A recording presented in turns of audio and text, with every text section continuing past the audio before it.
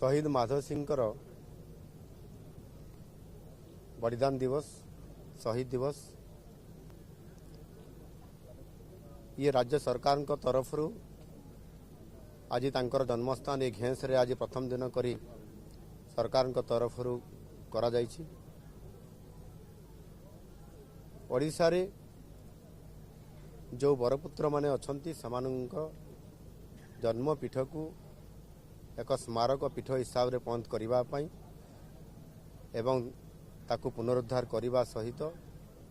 सेठी museum प्रतिष्ठा करिबा एवं से गाँ को बरपुत्र ऐतिह्य ग्राम हिसाब रे घोषणा करिबा आज राज्य सरकार कैबिनेट रे निष्पत्ति नै छंती। आ सेतिरे घेंस होछि गोटिए शहीद माधव सिंह जे कि तांकर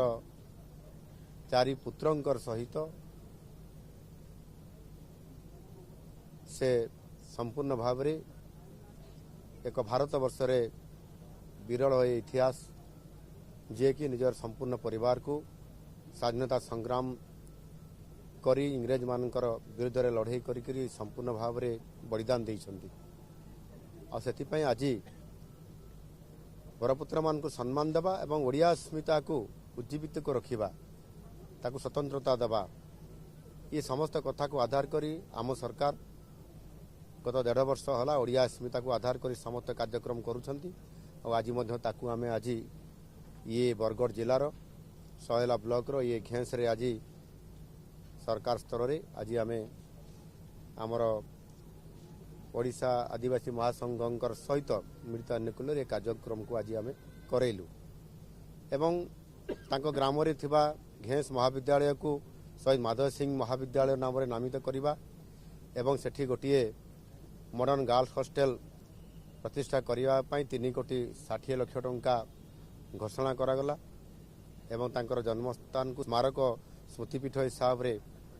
15 कोटी टंका सेठी तार खर्च करा जिवो एवं अनेक प्रकल्प मध्य ये घेंस अंचल रे सारा जिल्ला रे मध्य आमे बहुत प्रकल्प भी आमे घोषणा करिछु। आगामी दिन रे अंचल को जेहेतु बरगढ़ होछि ओडिशार भात हांडी एवं ये अंचल को आमे निश्चित भाव रे समृद्ध अंचल भाव रे समृद्ध जिला भावे गठन करिबा पई आमर जो संकल्प रही 2036 सुधा आ सेति पई बरगढ़ जिला को प्राथमिकता आमे दउछु। निश्चित भाव रे आगामी दिन रे ए अंचल रे कृषि क्षेत्र रे शिक्षा क्षेत्र रे स्वास्थ्य क्षेत्र रे गमनागमन रे पीवा पानी रे पर्यटन रे